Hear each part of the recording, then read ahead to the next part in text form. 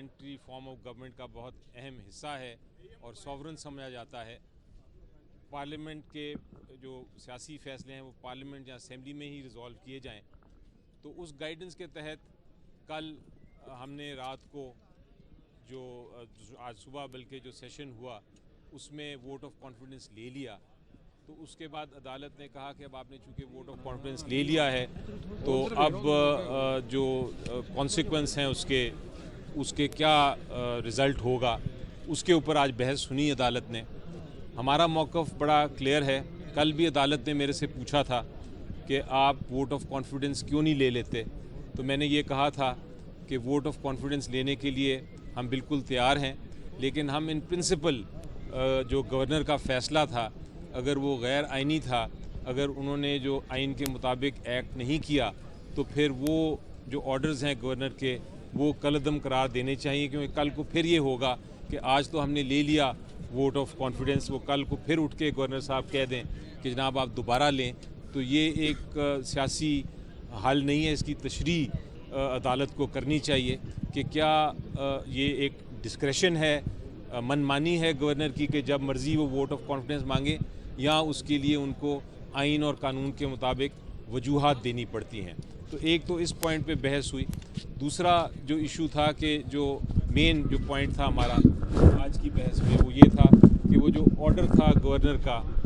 جس کے تحت انہوں نے چیف منسٹر کو ہٹا دیا تھا اور کابینہ کو ختم کر دیا تھا, اور جس آرڈر کو ہائی کورٹ نے سسپینڈ کیا ہوا ہے اس کو بھی کالعدم قرار دیا جائے, اس کو نل اینڈ وائڈ قرار دیا جائے, اس کو ختم کیا جائے, کیونکہ ہمارے مطابق وہ بھی غیر آئینی ہے. اس کے لیے عدالت نے آئین کی بھی جو تشریح تھی آرٹیکلز کی وہ بھی ہم سے سنی, ہمارا کیا موقف ہے اس پہ, جو رولز ہیں پروسیجر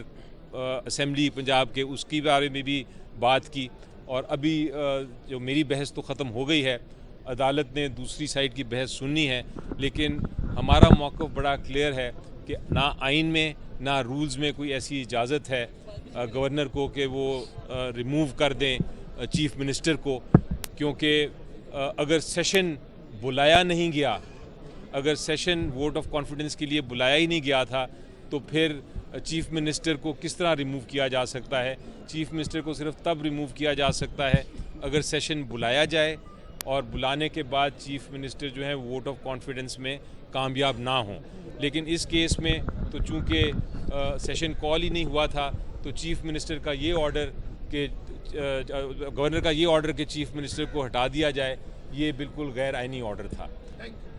اور یہ ان رسپانس آف یہ جو خاص طور پہ جو آج ووٹ آف کانفیڈنس رات ہوا ہے یہ گورنر کے آرڈر کے تحت نہیں تھا, یہ عدالت کی سیٹسفیکشن کے لیے کیا گیا تھا, کیونکہ عدالت نے باقاعدہ کہا تھا کہ یہ آپ کو لینا چاہیے, اس لیے کیونکہ that order has to be declared unconstitutional by the honourable bench.